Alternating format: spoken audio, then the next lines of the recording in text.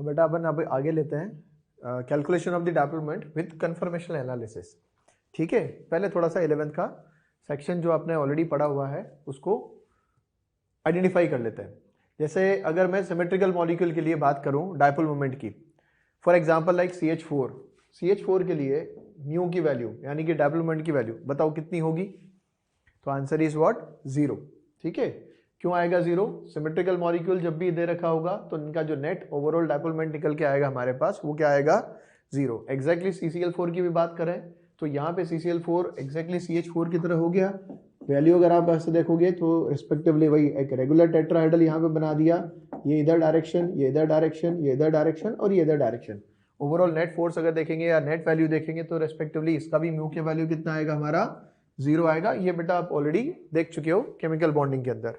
Further CO2 की बात करी, डायरेक्शंस बना दी। CO में डायरेक्शन होगी O की साइड, फिर इधर भी CO में देखेंगे डायरेक्शन O की साइड होगी, दोनों के बीच में एंगल 180 हो गया। तो नेट वैल्यू जो होगी म्यू की वो भी यहाँ पे कितना आएगा? 0। एग्जैक्टली कार्बन डाइसल्फाइड को भी अगर देखूंगा तो भी नेट वैल्यू कितना आएगा? 0 आएगा। 1,2 डाइक्लोरो इथीन जब दे रखा है ट्रांस वाली फॉर्म में तो CCl बॉन्ड, इसके भी रेस्पेक्ट में म्यू की वैल्यू अगर आप देखोगे तो कितनी आएगी? 0 आएगी। अब अगर मैं इसी एग्जांपल्स को कंसिडरेशन लेते हुए यहां पे चलूं आगे और यहां पे तुमको दूं CH2Cl और CH2Cl, इसका डायपोल मोमेंट बताओ तो कितना आएगा? तो इसका भी अगर देखने में लग रहा है तो इसी तरह का मॉलिक्यूल अगर दिखेगा तो रेस्पेक्टिवली यहां भी दिख रहा है कितना? 0 वैल्यू, लेकिन इसका म्यू 0 नहीं होगा। अगर 1,2 डाइक्लोरो इथेन की बात करें तो दिखने में तो सिमेट्रिकल है मॉलिक्यूल्स, लेकिन यहां पे म्यू की वैल्यू 0 नहीं आएगी। इसका रीजन ये होता है कि जब आप इस तरह के मॉलिक्यूल का डायपोल मोमेंट कैलकुलेट कर रहे हो तो वो हमारे पास इसकी एक एवरेज वैल्यू होती है उन स्टेबल कन्फर्मेशंस के रेस्पेक्ट में जो इस मॉलिक्यूल के लिए एग्जिस्ट कर रहे होंगे।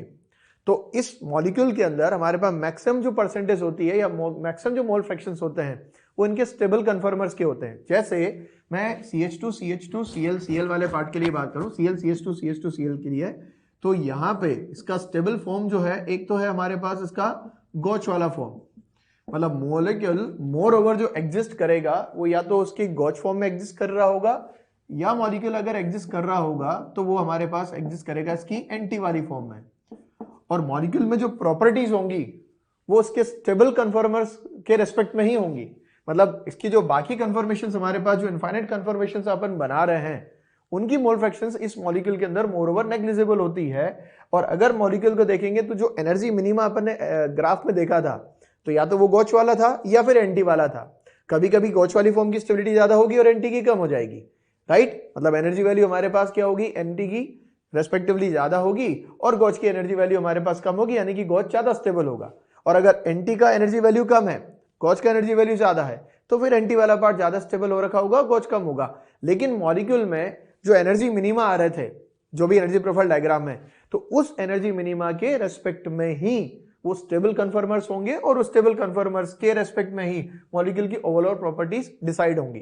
तो अगर मैं इसका डायपोल मोमेंट कैलकुलेट करना चाहता हूं, right, if you are able to see the dipole moment for this compound, तो आप ये देख सकते हो कि जो म्यू नेट की वैल्यू होगी हमारे पास, वो म्यू नेट की वैल्यू हमारे पास होगी like we are taking the I और यहां पे ले लिया अपन ने X I and mu I.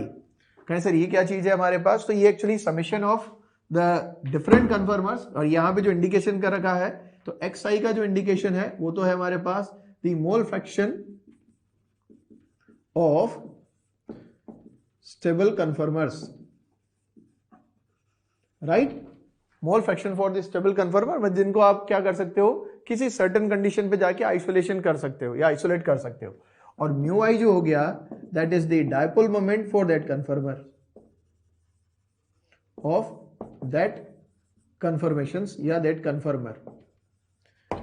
So we will be able to say कि अगर इस तरह के मॉलिक्यूल के लिए मेरे को नेट वैल्यू निकालनी है तो नेट वैल्यू हो जाएगी हमारे पास क्या यहाँ पे? जैसे एक तो हो गया हमारे पास गॉच वाला फॉर्म, तो गॉच फॉर्म के mole fractions into the dipole moment of the gauche form.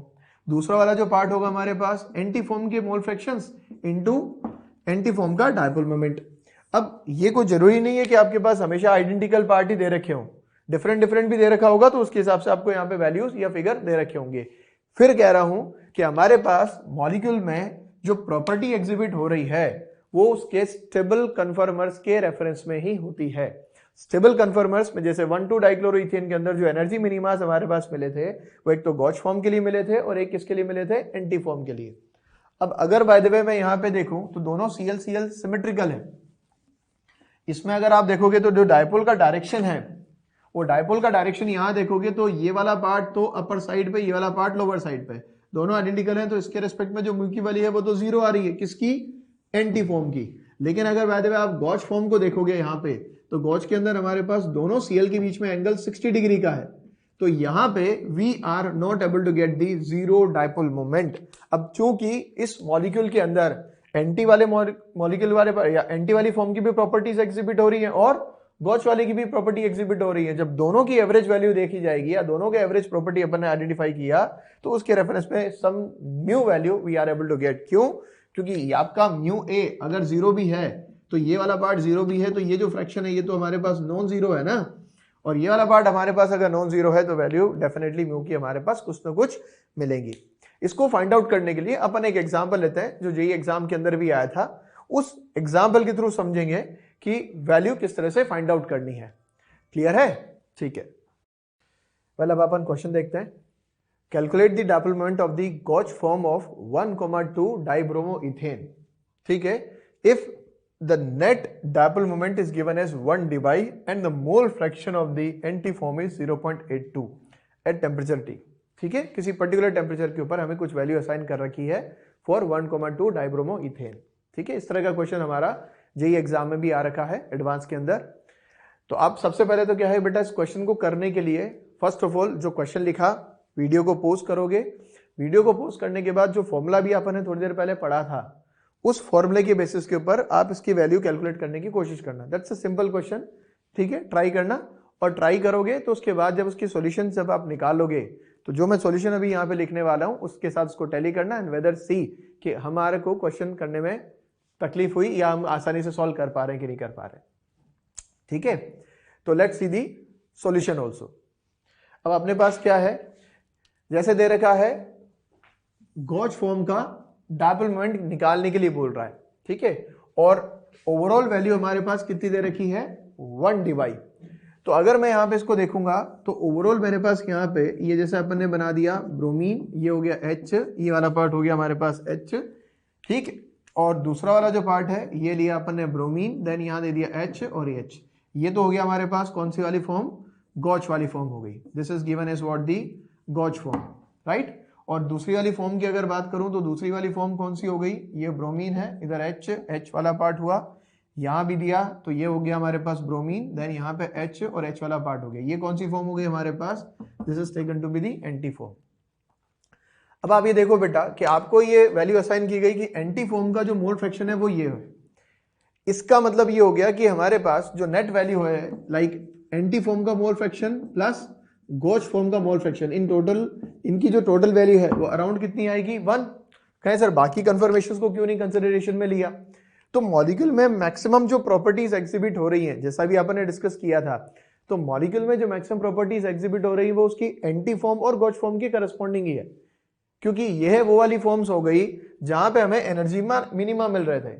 तो मॉलिक्यूल का एग्जिस्टेंस मोर ओवर या तो एंटी फॉर्म में ज्यादा हो रहा है या गॉच फॉर्म में हो रहा है। ओवरऑल अगर इन दोनों को देखोगे तो इनका नेट वैल्यू हमारे पास लगभग 1 आ रहा है।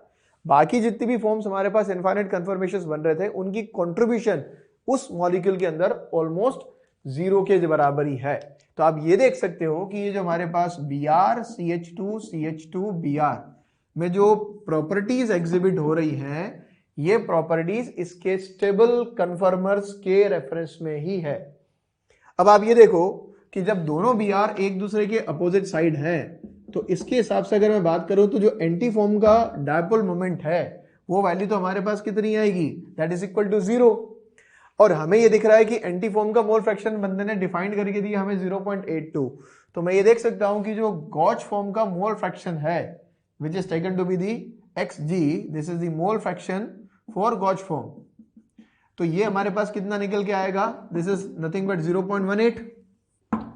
फाइन।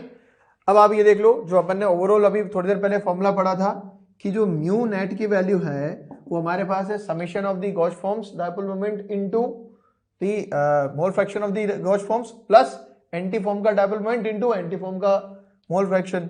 तो यहां पे आप देख सकते हो कि this is x A into mu A plus ये देख सकते हो एक्स जी इंटू म्यू जी।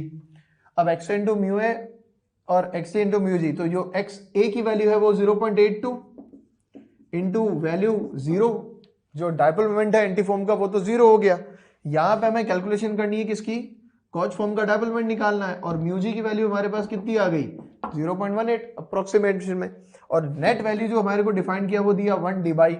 आपको पता ही होगा डायपोल मोमेंट की यूनिट डिबाई होती है, that is nothing but coulomb into metres.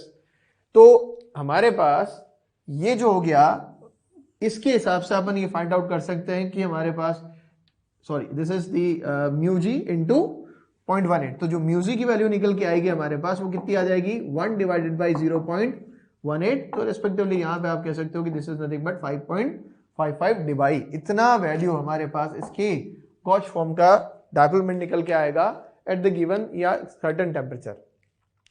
तो ये तरीका हो गया कि अगर कोई भी मॉलिक्यूल का हमें डायपोल मोमेंट कैलकुलेट करना है तो हमें अगर कुछ स्टेबिलिटेड, अगर कह सकते हो कि हमें कुछ वैल्यू अगर किसी की असाइन कर रखी है या हमें कुछ डाटा अगर दे रखे होंगे तो हम उस डाटा के बेसिस के ऊपर जो है फाइंड आउट कर सकते हैं कि डायपोल मोमेंट को कैसे कैलकुलेट करना है। ठीक है, अब ये सारी बातें हो गई कि कैसे कैसे हमारे पास मॉलिक्यूल में कन्फर्मेशंस बनते हैं और कैसे कैसे मॉलिक्यूल में उनकी प्रॉपर्टीज को उसके थ्रू फाइंड आउट किया जाता है। मैं एक जेई का क्वेश्चन और ले रहा हूं जिसमें अपने को ये दिखेगा कि अपन अलग अलग कार्बन के रेफरेंस में भी वेरियस कन्फर्मेशंस को ड्रॉ कर सकते हैं। क्लियर? अब क्या रहेगा उसके लिए, तो will find out with that question.